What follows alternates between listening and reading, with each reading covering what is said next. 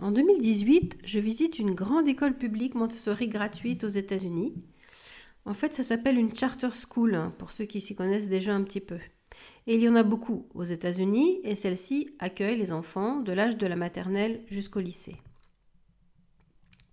C'est un grand ensemble immobilier qui est à l'écart de la petite ville de Golden, dans l'État du Colorado. Alors, je vous raconte une anecdote à la fin de cette présentation qui m'a marquée lors de cette visite, car tout a été vraiment grand et fort pendant cet après-midi. Et pourtant, je suis une routarde des écoles Montessori américaines depuis 20 ans. J'ai travaillé là-bas, j'ai d'abord été formée, j'ai travaillé et j'ai vécu en Floride. Et donc, j'ai pu voir pas mal d'écoles.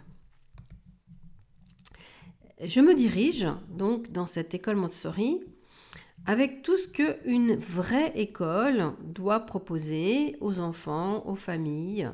Tout y est, c'est vraiment extraordinaire. Il y a le vrai lien avec le monde du vivant, il y a le lien avec la population locale, avec les familles.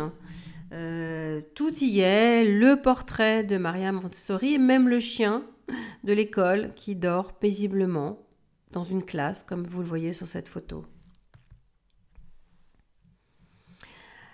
J'y vois des enfants actifs et acteurs.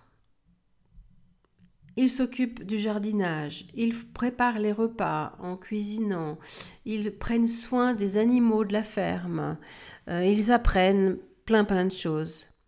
Dans les classes, il y a donc des ateliers de créativité pour faire de la poterie, pour apprendre la musique.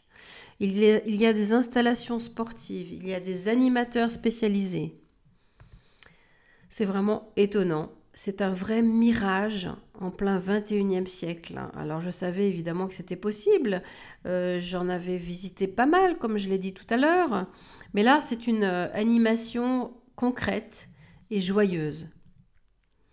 Souvent, dans les écoles que j'avais visitées ou que je visite, voilà, il y a des objets en plastique, beaucoup trop. Il y a des livres d'école qui n'ont rien à faire dans cette école parce qu'il y a du matériel et qu'on n'en a pas besoin.